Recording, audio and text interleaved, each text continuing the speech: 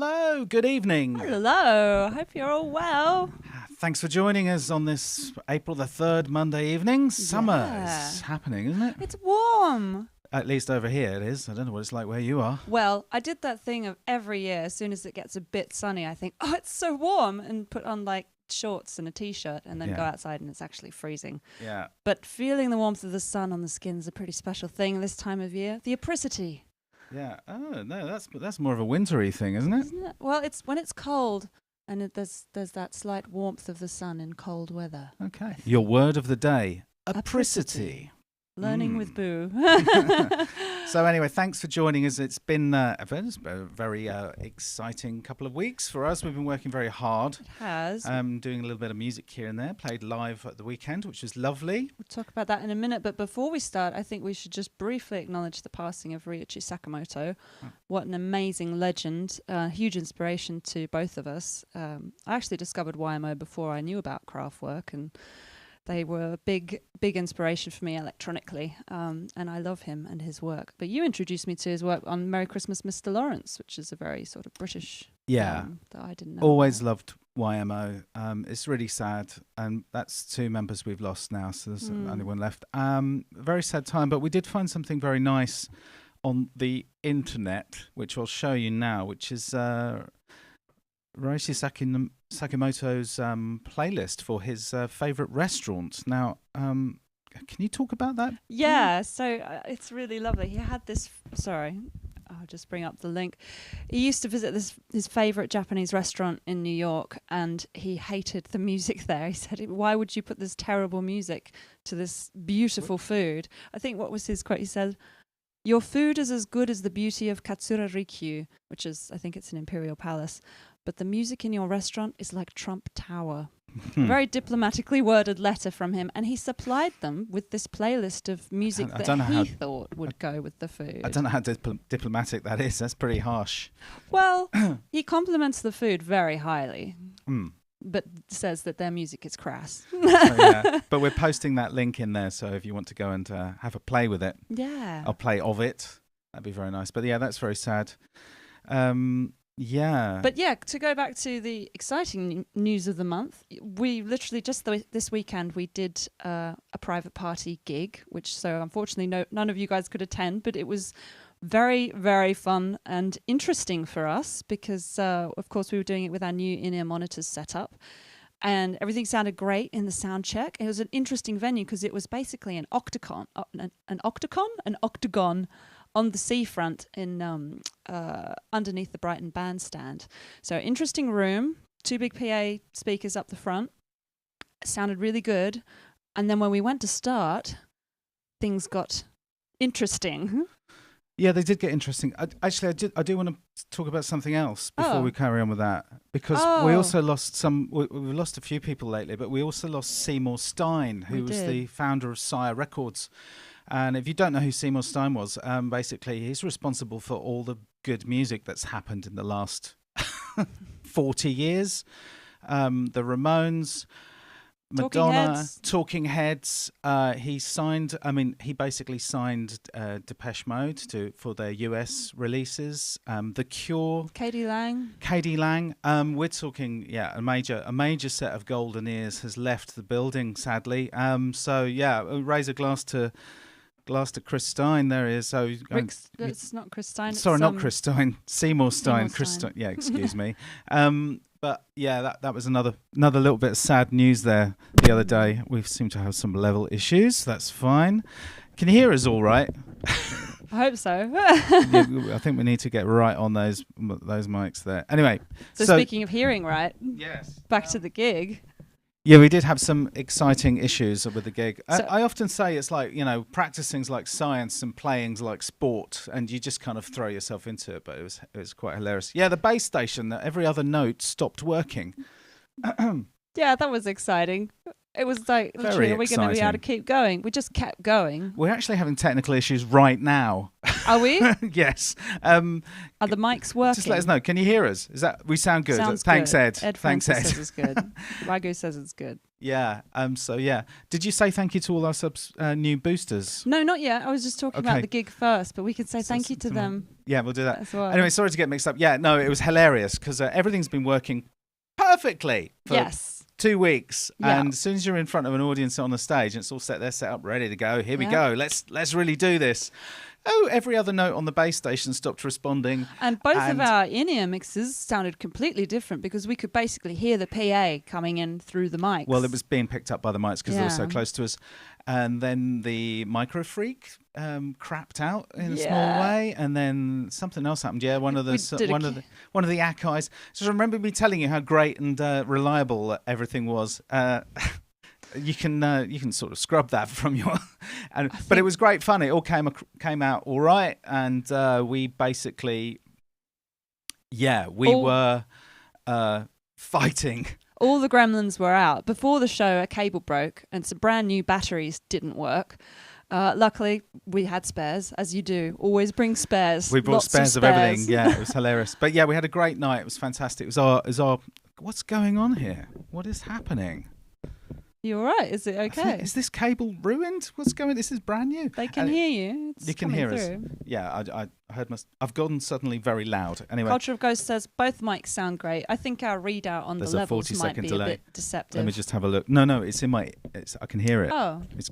It's breaking. Anyway, new cables. It's the bane. Let's say a big thank you to all of you that have joined us on Bandcamp for the subscriptions. It's been really overwhelmingly brilliant. It's been a very exciting month watching you guys. First of all, the ample people moving to Bandcamp, and then one by one, more and more of you joining us. It's amazing. I got to say, it's like really blown us away, the level of support that's coming in. So we're going to be sharing a lot more exciting things with you as special boosters get. Yeah, there's something coming up. Well, there's something that's already been posted to you, but we'll mention that later on because we've got some footage from the SonicState EMOM, which happened start of the month. 11th. At the 11th, and it was that was a lot of fun. We did a lot of annoying people with cameras. Sorry, I'm just fiddling with knobs as we speak. Marcus does. Oh no, sorry. Someone said it might be your headphones. It could be because they did. Do you know what happened just before? I just rolled my chair over one of my in-ears and it cracked in half. So I'm working on one. Anyway, we can swap headphones in the break. Is it a full moon? What's going on? It's all going wrong. But we're getting through. It's okay. So huge thank you to all you Bandcamp subscribers. Yeah, it's brilliant. It's very exciting. There are only 3 or 4 people on Ampled now. We'll keep posting there, but once everybody drops off, we'll just switch it all to Bandcamp. Yeah. So if you are still on Ampled, you'll still get the stuff, but as soon as there's no one there, we're gonna leave it, shut it down. We've got another EP up of unreleased stuff. Yep. Basically, they're sort of unfinished sketches and tracks and things that we still love, but we never really got around to doing anything with. And we thought, well, let's use them because we still like them a lot, and you can have those. We've also got a bit of special stuff coming. Oh no, I won't say that yet. Yeah. We've got big public news for everybody, though. That's very exciting for anybody in the Sussex to Londonish area. Well, let's not tell them it's exciting. It might not be. Exciting. We're going to be playing a show that anybody can go to. Anybody can go to. It's not a private gig. Here it is. So it's Saturday, 29th of April. We're going to be playing with the Office for Personal Development. Now, these are really interesting people. They say they're here to help you achieve all of your personal development goals. Yes. And so this is their first quarterly performance review. They're electronic music, pop, brilliant, lots of fun. I think it's 2 guys and a lady. They've got some really cool YouTube videos up. You can browse their YouTube channel. I'll just put a link in for the event there. So yeah, they're really great. We really like their shtick. It's they're sort of corporate motivational speakers. There's going to be a motivational speaker on the night. If you're in the area, do pop along. I can't see whether tickets £7.50 advance or tenner on the door. It should be a good night. It's going to be great fun. We love Hastings. So we kind of had a bit of a germination of a plan, an idea around, because we've been practicing for this private gig over the past month, and now we'll be practicing for this one. But the process of practicing, we were revisiting some old songs, putting twists on them, making them new, and we've also been bringing new songs that we've been working on to the mix. Just one at the moment, But we're thinking what we'd like to do as we're going forward is keep up the regular live practice so we're ready to take on gigs and also ready for an album launch at some point, and just start incorporating the songs that we're working on, because it's a fun way to work on the songs that we're making. Yeah, it's good. And it's always being ready, because we usually switch between recording mode and live modes, and it's two separate things. So we're going to try and keep the live station up and running in the studio at the same time as we're working on new songs. We've got a good couple of new songs. We hope to have a new song for you on the BOOcast number 12. Crikey, number 12 already. That'll be a year. So there's going to be a new song next month. We think it will be finished. We'll see. Yes. But there'll be something there. Yeah, we've been so busy practicing that we haven't recorded it yet, but we're ready to, so we shall do that soon. Feels nearly finished to me, so that's quite nice. And lovely. Yes. Speaking of gigs as well, Gary Aylward mentioned in the chat that this month he went to Brighton EMOM in the basement at the Brunswick in Hove, and it was great. They've got another one coming up on Sunday the 9th of April. If you're keen to go to a local EMOM, get involved. It says they're looking for acts to come and take part, so it might be a good one to bring your kit along to. We might try and head along. I don't think we'll be playing, but I'm not sure how well we'd fit into the EMOM scene, because it's a little bit more, I don't know, we're kind of a pop act, aren't we?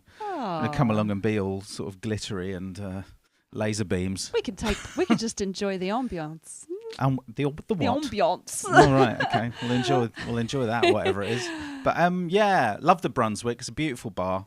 We have played there a couple of times before. It's really nice. Yeah, it's great. Upstairs. And we saw some jazz. Yeah, there used to be sort of a jazz bar, wasn't it? We saw some jazz in the basement. It was lovely. And there was this lovely old lady. Yeah. She must have been about 90. I'm maybe exaggerating. Was she just from the audience? She wasn't. She got up. She just got up. There was this voice coming through, and I thought, "Guys, is that Aretha Franklin? What's going on here?" No, it was this little old lady just grabbed a mic and started singing into it. It was quite amazing. Magic. Yeah. Yeah, special place. So well done. I hope you had a good night there, Gary. Yes, and thanks for joining us. Well, speaking of EMOMs,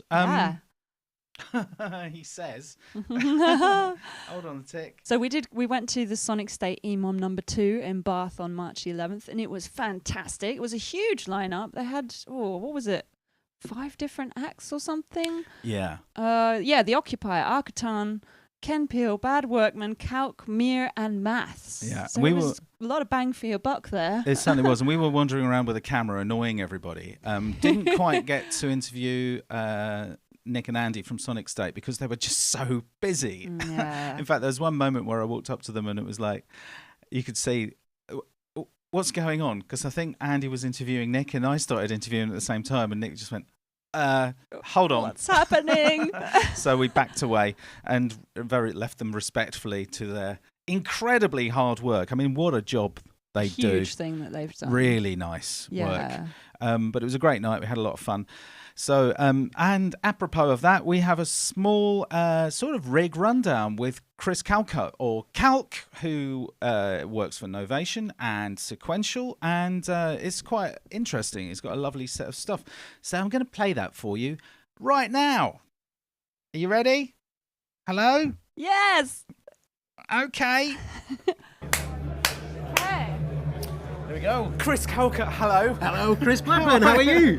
The Chris's together. It always, I don't know about you, but it always feels good when the Chris's come. I think so, yeah. We had 2 Chris's in the car coming up as well. So, of course, Christy's here. 3 Chris's. Yeah. I wonder how many Chris's it gets to before you reach critical Christmas. Yeah, and what is Christmas? There we go. And what is the plural of Chris? I don't know. Chris. Chris I? I don't know. Anyway. It's an excellence of Chris's. So here you are playing, and I remember from seeing you at DB's. Yeah, in Bristol. My goodness, was that? That was a setup. 5 years ago. Yeah. So 5 years ago. So here we are. Here we are back with another SonicState night, and so we've got another setup here, and I must say this is quite a large. Just play, it says.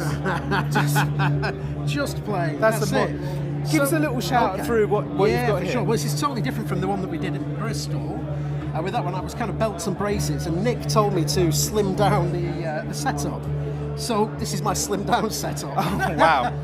But what have we got going on? Well, the centre piece here is the Hapax. This is a full 16-track, well, actually potentially 32-track sequencer from Square, Oh French man, company. now that just came out this year? Is that right? Well, actually, it's 1 year old right 1 year now. old, yeah. It was a year old last week, I believe. But this is kind of the brains of it all. I've had this for quite a while. I was quite an early adopter with it, and I have to say, the sequences go, it's pretty spectacular. It's very powerful. Yeah, so amazing. of course, everything is kind of midied from here. I've got a tiny bit of CV going into the modular as well. But what else have we got? So I've got the circuit rhythm over here from my beloved home base of course. Of Novation. I mean, it would be wrong if you didn't have some Novation stuff on the table. Some Novation stuff, but yeah, the circuit rhythm is doing all the drums. There's lots of kind of loops and stuff in there, drum hits as well. Yeah. And that's basically the backbone of it. I've also got a little Nord Drum 3P here, which looks a bit weird because I hacked the pads off it. No, wait a minute. Is that when you say hacked the pants off Yeah. it? What have you done here? So my very good mate, in fact my best mate is he's an engineer, mechanical engineer, so he's got access to a lot of metalworking tools. So basically I gave it to him and said, just take these pads off, just chop them off please. So that's what we did with the Nord Drum 3P. I don't want to play the pads, but I do want the voices. That's so fantastic. To have a friend that will happily absolutely. take a hacksaw. Yeah, indeed. So that's doing a little bit of extra drums. That's not actually doing a great deal throughout the set. Right. But above it, mixer here. So this is the Blue Box 1010 Beautiful. music. Really lovely mixer. Everything's kind of fed into that. I've got a couple of auxiliary sends on here. So I've got the main front of house and then two auxiliary sends, which fire over into this, which is the newest thing on the table. It's a stereo matrix mixer. I've been looking for one of these for years and years and years. So four-way sort of stereo matrix mixing for auxiliary sends. So can you just explain to me what that means? Okay, so I've got auxiliary 1, auxiliary 2 appearing here. These are the outputs, and they're feeding over into some of the effects over here. Okay, right. So basically I can decide. So if I want some just delay, no reverb, this is my reverb, I just take that down, my delay is there. This one is going into the mutable instruments beads for effects. This one is going into my wingy, which I'll tell you about in a second. So basically I can decide which of the auxiliary sends kind of goes to which effect. Right. And everything's stereo. I mean, you can get these in mono quite easily, but finding a stereo matrix mixer is pretty rare. That's incredible. Yeah. So we're talking, I mean, kind of patch bay mixer, but stereo and lots. Yeah, it's basically, it's kind of, it's all of those things. I'm a bit excited about that. Yeah, it's really nice. I've not tried it yet because I've been prepping for this gig, but it's really good for feedback mixing as well. So you can feed signals back in on themselves and that sort of thing. It's really neat. So That's amazing. That sounds. It's a lovely thing. Oh my god, I'm looking forward to this. You carry on. Okay. Take us through. What There's else something next? very big and obvious I'm looking at here. Okay, of course, the Prophet X. So, I mean, now I also, an in-house brand for us at Focusrite is Sequential. Yes. And I'm technically now a product specialist for Sequential, which is rather splendid news for me. So what happened with, how did this end up in your... Okay, so I basically borrowed this from work thinking, I've got to learn how this thing works because if I get asked to demo it, I need to know how to demo it. Brought it home and fell head over heels in love with it immediately. Right. Oh dear. Exactly, yeah. This will be mine, yes, for sure. It's an expensive thing that my job sometimes, but stunning instrument. I mean, it's quite different from all the other sequential products. You know, it's not an analog synth per se. So it's got analog stuff in there. But there's a lot of sampling in there, and so is it an analog filter? So it's a stereo, right? It's 8 voices stereo 8 voice, right? Or you can switch it to 16 voice mono if you want. Okay. Stereo filter per voice. Wow. I think of it as 4 oscillators. So you've got 2 kind of, if you like, synth oscillators there, oscillator 1 and 2, but also these instruments here. These are the samples as well. Right. So 4 oscillators basically into stereo filters per voice.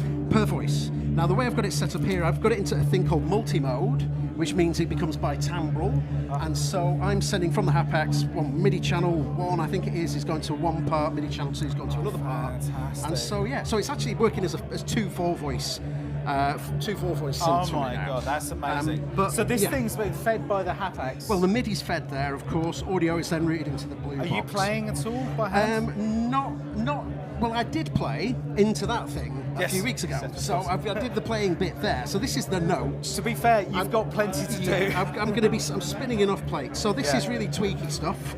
Just a bit of tweaking, but also nice thing on the Hapax is you've got a transpose track if you want it, and so I can use the keyboard to transpose. So there'll be a little bit of transposition stuff going on from the keys, but that's it. I'm not doing any kind of heavy duty. Does that grab everything and push it? Yeah, absolutely. Yeah, basically it'll just shift all the tracks. That's brilliant. So yeah, it's pretty neat. So that's a pretty amazing little central setup thing. It's pretty special. Because I remember, happy birthday, Hapax, by the way. Happy 1 year old birthday. Yeah, indeed. But I remember when it came out. And it was like, oh, that looks really interesting. I hadn't actually seen one in the flesh. Yeah. It's a really interesting thing. It's really powerful. I mean, there's way too much to talk about on it at the moment, but like there's LFOs in there, envelopes. This is about you, Chris. This is about you. Sorry, I'm getting into product demo mode, and I don't even work for Swap. It's hard not to, isn't it? Exactly. Should we go have a look up the other end? Okay, so up here I've got some really nice effects as well.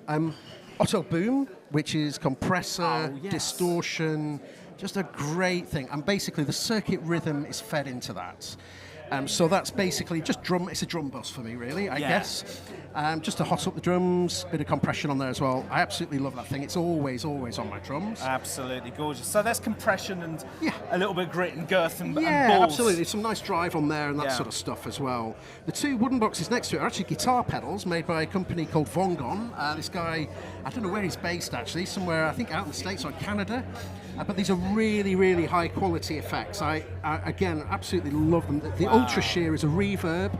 I'm guessing it's based on that kind of old 80s, perhaps Lexicon sort of style. I don't know exactly, but it just sounds great. And this is his latest thing. This is called a polyphrase, which is basically... It's a delay with a difference because it's got you've got independent control of the left-right sides. You can use it as a bit of a looper if you want as well. But to be honest, this evening they're just there as auxiliary sends for delay and reverb. So nice little bit of effect to shove on stuff. Lovely. And these are basically they're hand built. Or? It's a one-man operation. I'm guessing they probably are. I don't know for sure, but they're really, really lovely pieces. Now, there's two things over here I've not mentioned yet. Let's go another. This is a Mono Norns little music computer. Now, this is a bit of a swizz that it's on the desk, to be honest. All that this is doing is connecting over here to a module called Crow, which in turn is turning this module, the Just Friends module, into a 6-voice polysynth. What? Yeah. So, Just Friends is a bit of a weird module. It's really lovely. It's basically kind of 6 envelopes. Yeah.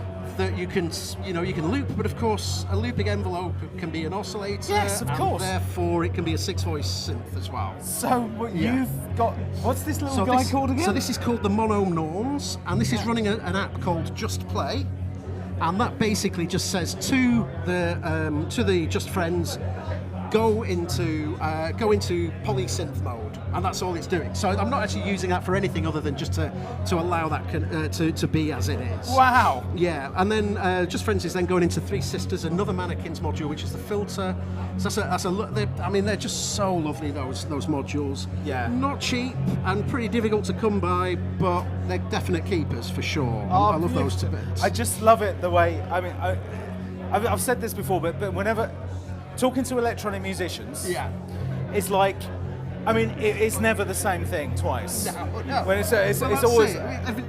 This personality, I guess, is this is a snapshot of who I am at the minute. Yes, absolutely. It's a beautiful snapshot. Absolutely. Thank you. I'm going to say. We've got to have a look. He's pulling focus. Oh yes, he's getting bad workman. There he is. That's superb, Gaz. Brilliant. So, I guess there's one last little piece to talk about. One last little piece to talk about. This little box here, the Wingy 2. Right, what's that? So this is made by a guy in China. Now, I'm going to get his name totally wrong. I think you say Meng Shi, but it's or Meng Qi or something like that. But it's a guy out in China who's basically building some really lovely things. He's got a box called the Wing Pinger. And it's all based around resonance. I've seen the Wing Ping, yes. That's it. So this is like is this after the Wing Ping? This is after the Winger Pinger. Pingy Winger? It's after that one. This is the Wingy 2. The Wing Ping thing. And that's it. And this is amazing. This is, again, it's digital resonators. and I'm just sending drums into it. But the thing that I love the most about this is it's just got such a beautiful distortion. It's overdrivey, blown out, just woolly, distorted greatness. And I just wish, unfortunately we can't get an input into here to record it. We're going to have to watch the show. Yeah, absolutely. Obviously we can watch you on Sonic. SonicState are going to show. Well, and I think that video will be up for people to follow. So they're going to live stream it and the video will be up. We'll get lots of shots of this. But the thing with that though is it's basically like having two rhythm guitarists with it. Because you've got basically two independent channels and the distortion on it being fed by drums. It's just like having two killer rhythm guitarists. So amazing. Chris, that is absolutely brilliant. Thank you so much for pleasure. showing us. Thanks, Chris. I can't bloody wait. And well done for making it a bit smaller than last time. Tiny bit smaller. Cheers, Chris. Thanks a lot. There we go. So, and Chris's set was great, wasn't it? It was outstanding. It was a very good night as well. Wonderful stuff. Fantastic to see him behind the scenes there of all Chris's amazing rig. Wagyu mentioned that he was looking into getting a Hapax, but they're a little bit dear and hard to get hold of, so he settled for a Pyramid instead. So also by Squap. Yeah, the Squaps, the Hapax is quite pricey. But great name. Yeah, that is just the tip of the iceberg of the evening that night. Yes, indeed. So if you are a booster, as we're calling you guys and ladies, a booster, a subscriber to the Bandcamp page, or if you're still on the Amples. Yeah, we've posted a link to a private video, which is basically our entire experience that we filmed at the SonicState EMOM. The reason we've made it private is because there's a lot of stuff there that we finally get to the bottom of what's in Gaz's beard. It's a little bit not safe for work, by the way. You've been warned. But yeah, we had a great time. It's really nice. So that video's up there for you guys to check out. Like all the other stuff you get as a Bandcamp subscriber. So you automatically get 10% off merch. You get all of our new releases as they come out. There's stems, there's cocktail recipes, unreleased EPs. God, what else? Exclusive demos, behind the scenes stories. You get a lot. You get the insider pass to Boo. And the satisfaction of knowing you're supporting us and helping us do what we do. Thank you very much for that again. But yeah, go and check that out. It is a lot of fun. There's some really quite funny moments there. Yeah. And Bridget does her first ever interview. Yeah, I briefly talked to Matt Hodson, Maths, but unfortunately Chris's set starts right in the middle of it, so we both had to run out and catch this set because it was amazing. But yeah, you did a good job, really good job there. Nice camera work there, by the way, too. Yeah. Really good. Hey. So yeah. Now, it's one of the rare occasions this evening where we are doing a show on the week of a Bandcamp Friday, and there's a Bandcamp Friday coming up. And I've got a recommendation for you all. Now, it's... let me just get this. What's going on? We've updated your terms of use. Well, I don't need just to... ignore that. Go away. You can just leave it there. People can ignore the banners. Okay, let's leave it there. Put up. So, yes, Ear Monkey Music. Now, Ear Monkey Music is a gentleman that does really good synth demos for SonicState, sound only, and he's released a lovely stuff. It's Atari 2600 soundtracks. So he's as you can see, a bunch of songs. They're being added to all the time. So if you buy the digital album, and also it's name your price, so it's really good value. But yeah, so I really, really love it. It's beautiful stuff. And that's my recommendation. Do you have any there? I do. I'm going to just paste the link for that in the chat so that people can access it. Awesome. I'll paste some more links in, and I'll actually probably tweet these on Bandcamp Friday because I like to big up the other independent artists that are out there. I really like I'll Be Ready by Neil Dexter. I think he was in some other big band, but he's released a solo album which is kind of vague, sort of electronic-y, and there's one song in particular on it that I really liked.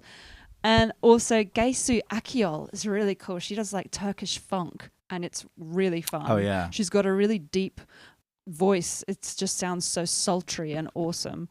There's a couple of compilation albums I've been meaning to get for a while, so I better pick these up on this Bandcamp Friday because they've been on my wish list for a while. Computer Incarnations for World Peace, compiled by Jazzanova and Gerd Jansen. I don't know who those people are, but it's got it's one of the only places you can get a Will Powers track. Will Powers, it's kind of like Office for Personal Development in a way. She's like an art project from that late 80s, I think, where she does like motivational recordings as pop music, electronic music. And there's one called Adventures in Success, which I love. That's the one, yeah. Yeah, my sister introduced me to that. She's hot on the pulse of the cool stuff I like. Yeah. And one last compilation, which was called La Ola Interior, which is Spanish ambient and acid exoticism from 1983 to 1990. I like sort of compilations of obscure electronica from different parts of the world that might not have come across. So that's probably the top 4 I'll be shelling out for this Friday. I highly recommend you do as well, because I think they're still doing...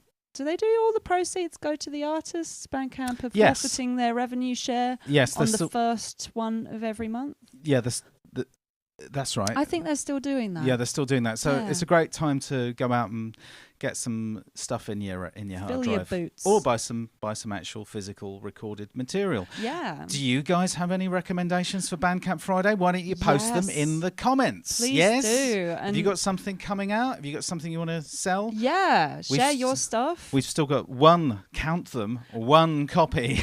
Of Radiation. Of Radiation the left. last one, and then we don't know what we're going to do. I don't even know if...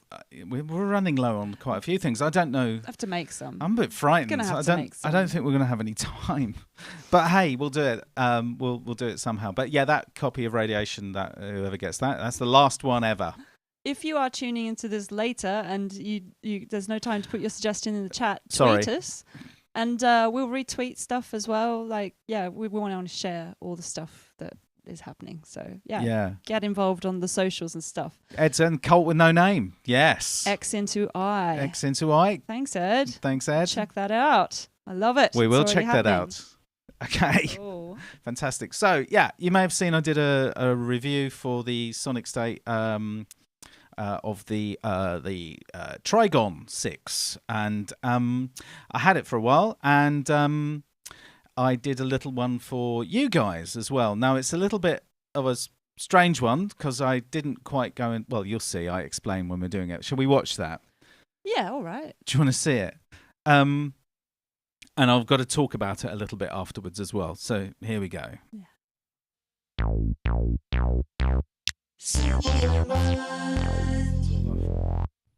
And the BOOcast synth of the month is the Sequential Trigon-6.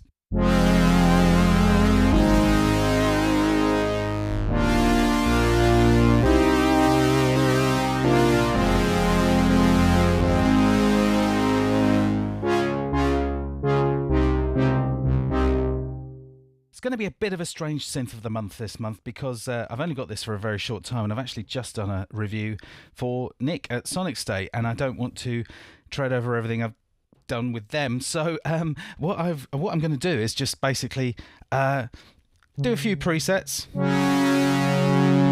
That's brass. There's the pan spread.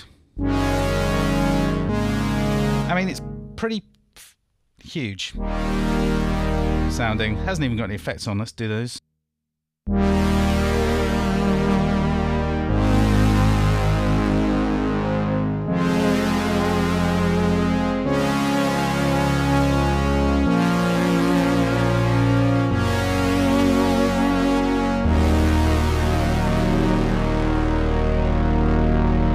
I'm sure you'll agree that sounds enormous, does it not? And yeah, it's because it's got 3 oscillators. Yeah, none of the other 6-voice sequential, formerly Dave Smith Instruments synths, have 3 oscillators. The OB6, which I've already showed you, has only got 2 oscillators, and one of them with a sub. But this is 3 true oscillators, and it really does.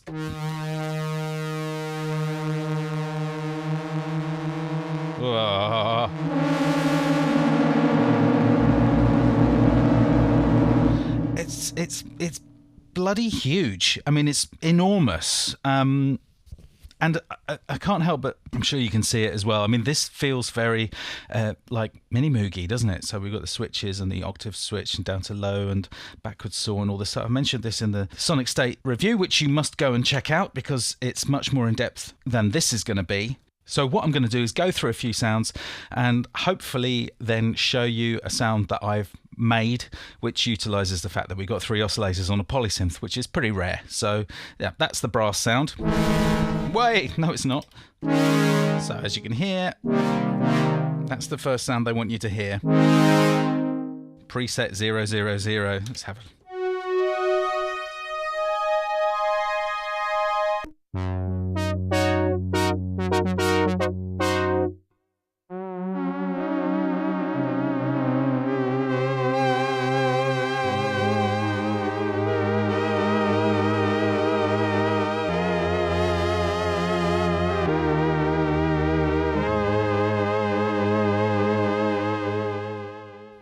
So talking to Nick about this, and quite a few people online have been saying this is like a memory moog. Now, I've never played a memory moog. I have no idea. But it does have that kind of... It's a sort of ballsy, in-your-face kind of... Even, I mean, it's fat as hell, but it's sort of... There's something kind of very... what's the word I'm looking for? I don't want to say basic...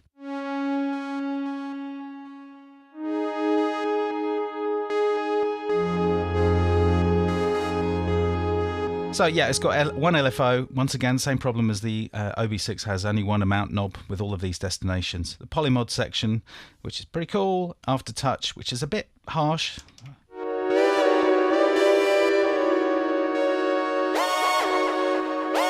It's quite quick to go up there. But let's just initialize this. I think it's best to steer clear of the presets. I'll just try and do something on my own. So we've got this ladder filter. Bring up the resonance.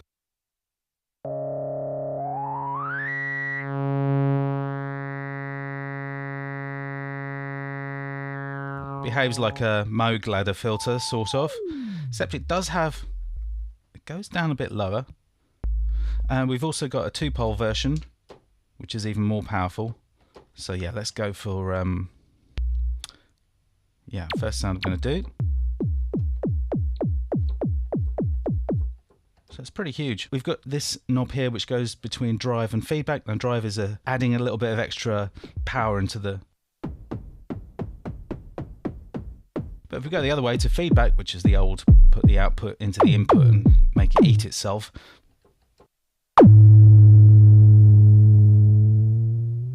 As you hear that feedback, it's a bit like Roland SH1. When I put the feedback into there, you get a low note, and as it dies away, it goes up. So you hear that drifting up? So that's really behaving the way I would want it to. And it gets a bit crackly and a bit more aggressive than you'd expect from polysynth.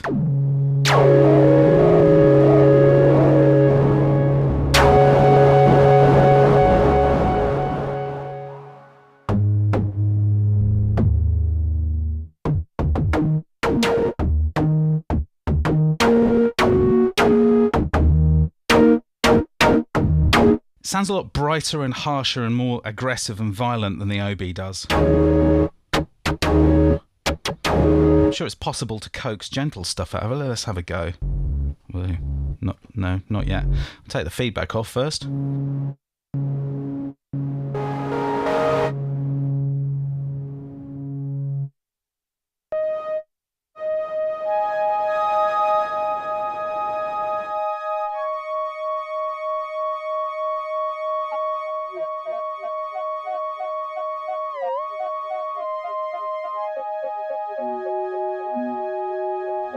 So that's quite lovely. Okay. So what we found here is that these are... I'll take the resonance off. I'm guessing these are slightly out of tune with each other. Yes, they are. As it brings the resonance up,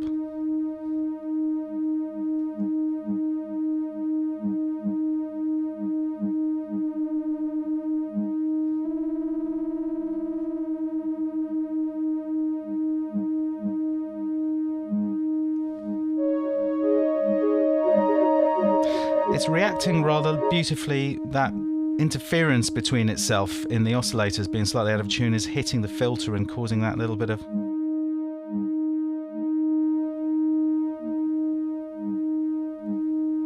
Bring up the pan spread again.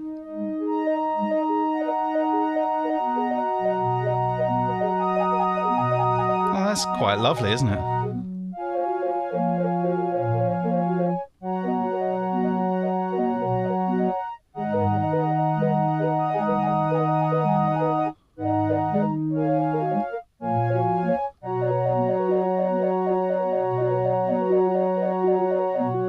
Yeah, I've slightly surprised myself there.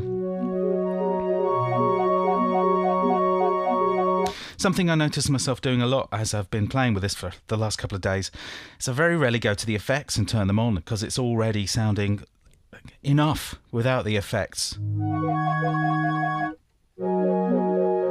really like that. I can't save it though because it's not mine. I don't want to overwrite someone else's baby.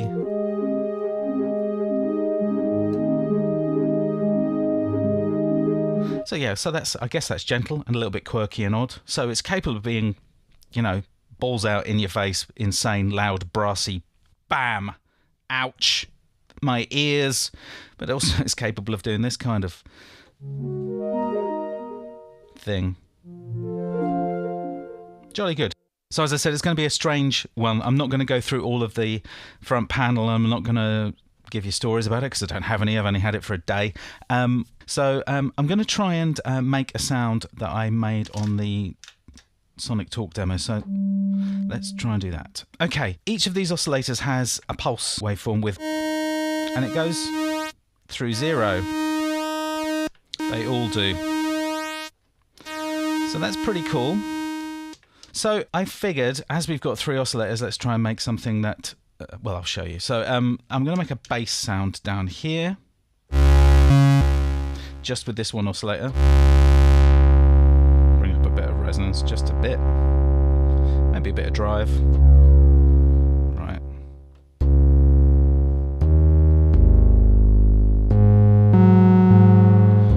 I'm going to put a bit of LFO into the pulse width of 3. Here we go.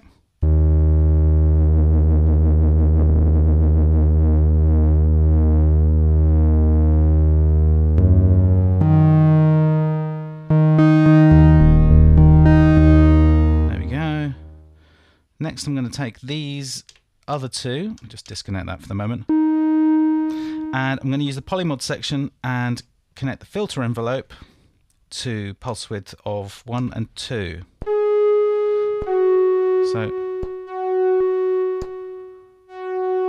So we can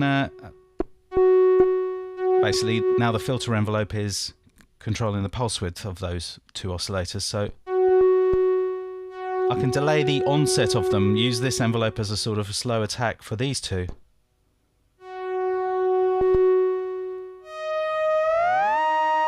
Tune that.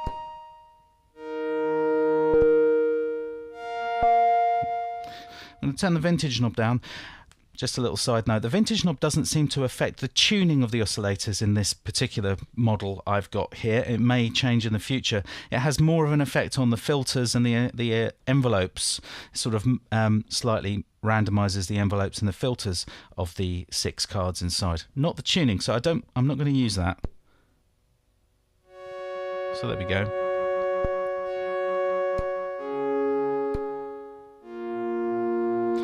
Okay, and together, let's bring that back.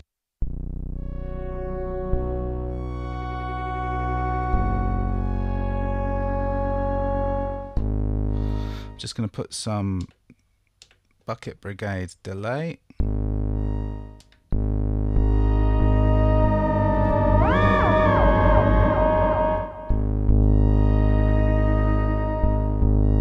And a little bit of reverb.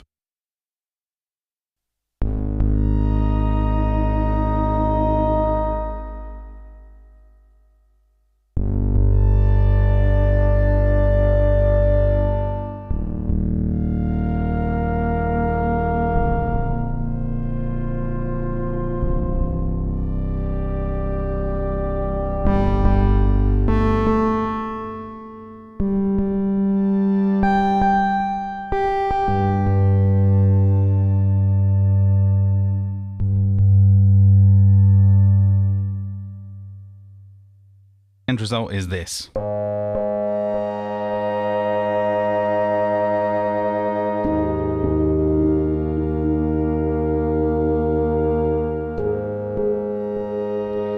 So we've got a root note coming in, and then a little chord coming in as well.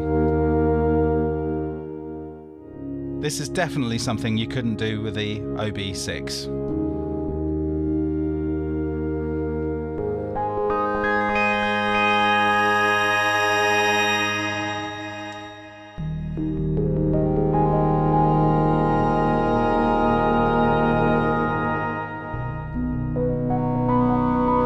So this was Dave Smith's last work, and such it should be revered just for that alone. It is rather pricey. I'm tempted, but there's no way I can afford it. It has a pretty unique quality. It's nothing like the OB6. It might be possibly a bit closer to the Prophet 6, but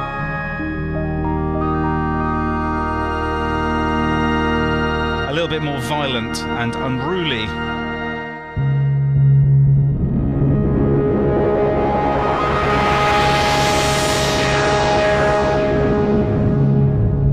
And let that be a lesson to you. Thanks for watching. So yeah, there we go. That was my little Trigon play. What a dreamboat! Wow, it's a nice synth. I did say in the SonicState it's like having 6 mini Moogs. I would like to revise that thing, because I did try. I went, right, okay, let's really see if it can do certain things. It doesn't quite do those things. I mean, that the Mini Moog does. It's not the same. Mini Moog. Mini Moog. I like Moog. Yeah, so do I. Yeah, but yeah, the Trigon, it's fantastic. Now, it's extremely expensive, and I wanted to actually talk about this because there's been a lot of talk about how expensive synthesizers are becoming, especially with the re-release of the Mini Moog. Being like five grand or something. It's a hell of a lot of money. We got our Mini Moog when it was £3,200 UK pounds. Many years ago now. British pounds.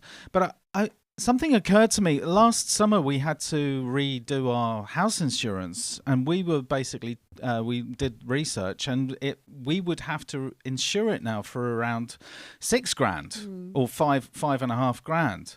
And it occurred to me that it's not so much that the synths are getting more expensive; it's that money is becoming less powerful stuff. It's reducing in value. You may have, I mean, everything's more expensive now. I went to the shops yesterday. Well, I do go to the shops, but we put our trousers on one leg at a time, like everyone else. Yeah, we do. Yeah, I was quite surprised. I mean, what would normally cost about, let's say, 20 quid 5, 6, 7 years ago, it's always 40 now. Yeah. And I'm thinking there were a lot of people getting very angry and outraged at how expensive synths are. And they are very, very expensive things.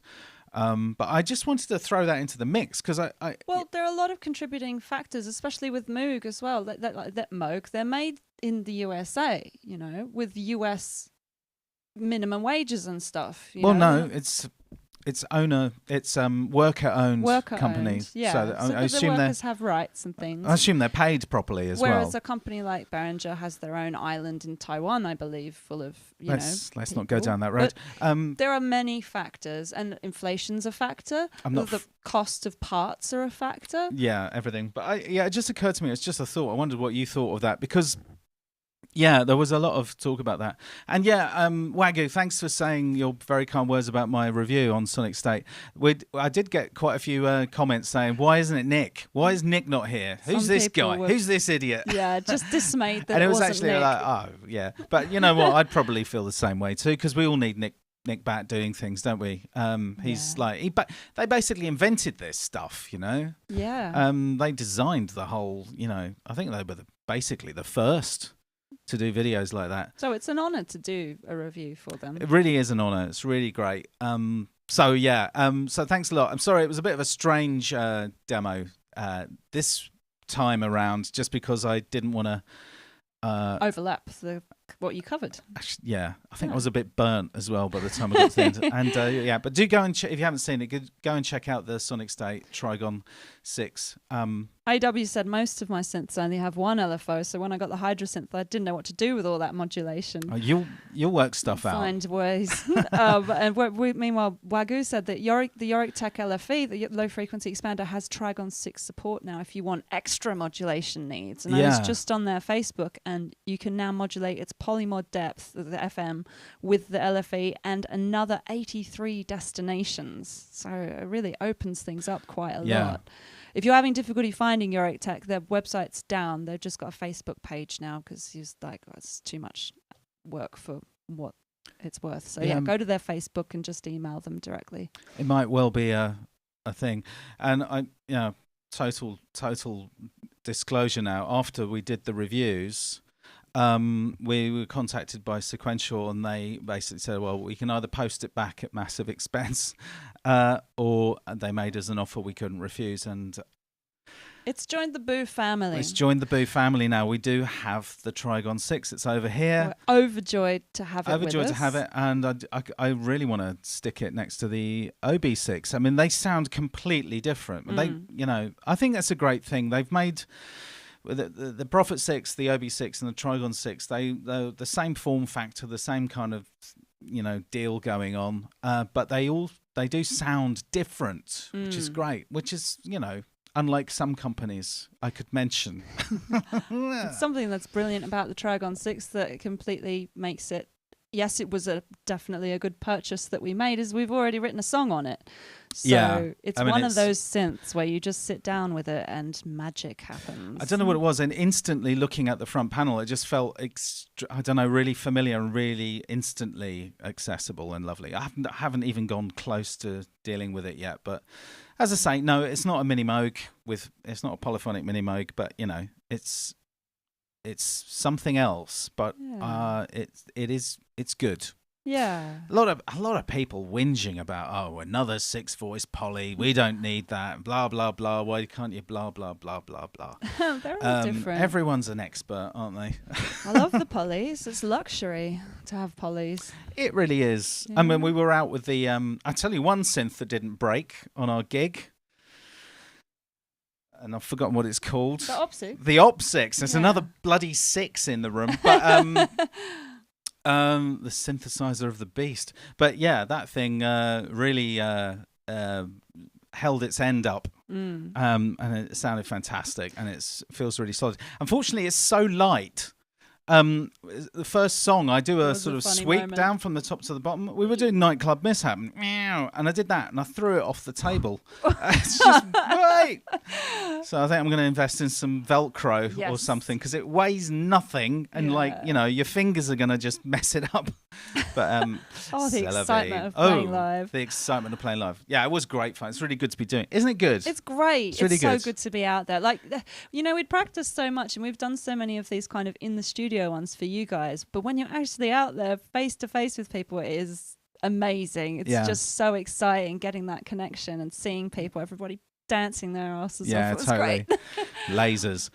Also, Ian J. Cole, the OP6 is great. And I was just thinking about this the other day. Someone commented on our other OP6 demo, and it kind of occurred to me that if I was like a 14-year-old, 15-year-old, and I had nothing but an OP6, it would just about do everything you want it to do. I mean, it's so many forms of synthesis are contained in this one little box. I mean, I honestly think you could, if I had that when I was 15, right now, many, many, many decades later, I would probably still be finding new things in the OP6, because it's one of those synths, and it's so wide and broad that you get the feeling that everyone that uses it is going to do a different thing with it, because people are going to go down different avenues. You've got the wave folding, you've got the FM, you've got the all the different bits in there, and they can all work together or on their own, and you can feed it into itself. And with the user-defined algorithms, you can patch those bits up together. I mean, it's pretty well limitless. for a little plastic keyboard that falls off the table at the drop of a hat, it's a little bit astonishing. But yeah, I totally agree with you, Ian. That's good point. Just needs a lot of time to dive into learning the deep synapses of it. Absolutely, there's loads of it. And apparently that whole story about it being discontinued is a load of old rubbish. Yeah, there are plenty of them. Go buy one. Totally fell for it. And just rumor and innuendo. Rumor and innuendo. AW said every time I get new gear, I get a new EP out of it at least. Yeah. But it's a dangerous mindset. I'll clear this writer's block by buying another synth. Yeah, no, well, that's... Yeah. We try to keep a sort of one in, one out policy now because we've got... I'm not allowed to sell anything, you remember? No, you aren't actually. Because I've sold some things in the past and I still miss them terribly. You'll know this. I sold my Juno 6 for £100 and I thought I'll just buy another one day when I need it. Oh, yeah. Have you seen the price of those things lately? I blame Stranger Things.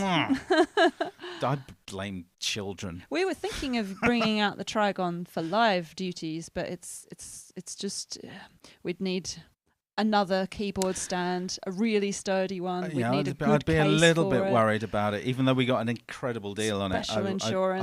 I would. Yeah, I'd be worried because we tend to play in bars. I mean, we're supporting this band in a basement of somewhere, and like you don't know where you're walking into. Well, I mean, pints of beer I lying keep around. Of that story of Adult who were on tour in Europe a few years ago, and someone chucked a pint of beer over their gear, which is shocking. Beer in the gear.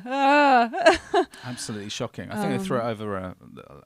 I think they were insured though, luckily, but that insurance costs loads. Specialist sort of travel insurance. So it would be amazing to bring the Trigon out live, but you kind of managed to get the OP6. No, I'm fine with the OP6. Some of those duties. It's amazing. I mean, maybe we will sell some things at some stage, but I think the OP6 is a keeper.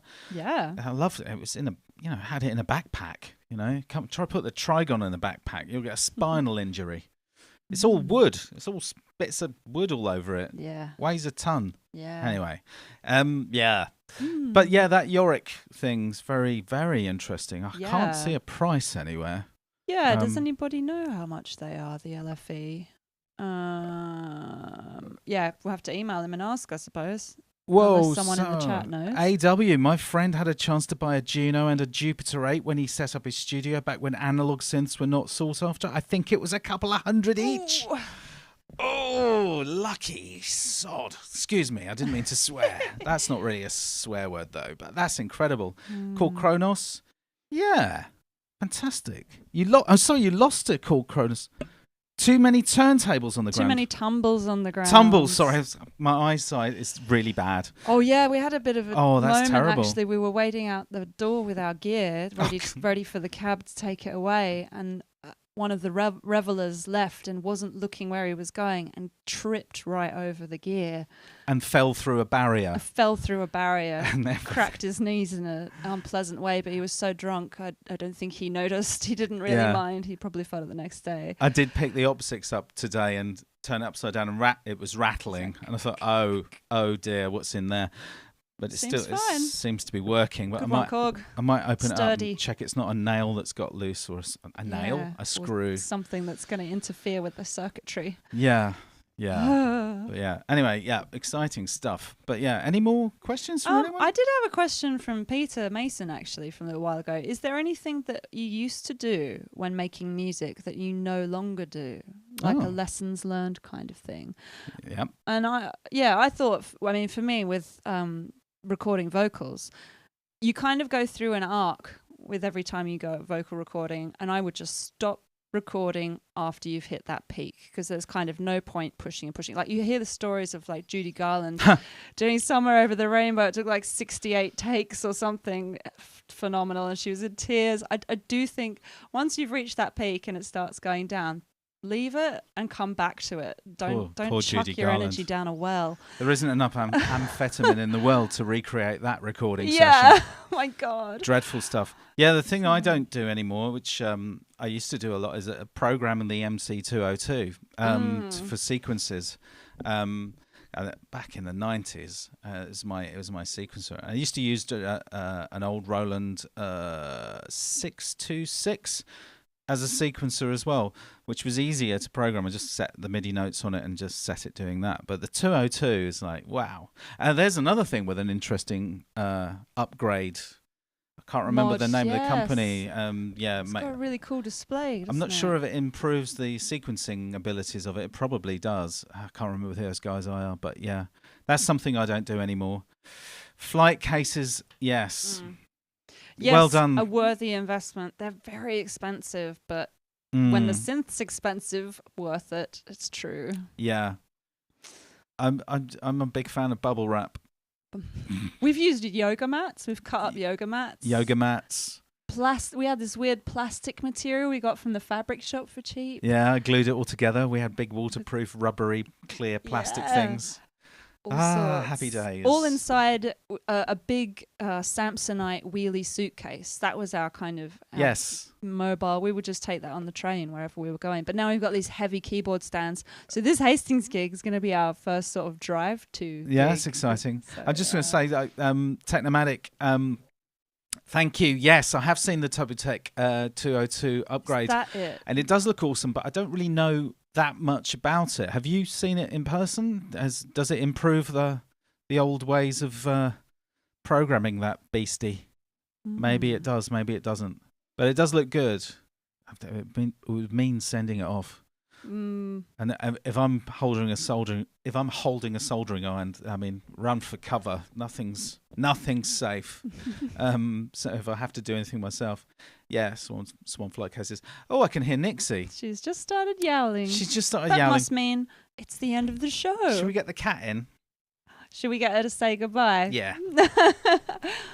Thank you so much for joining us here. It's been really great to have you all. And we hope we get to see a lot of you in Hastings, those of you who can attend. And for those who can't, we'll keep practicing and seeing if we can arrange something else. Here's Nixie.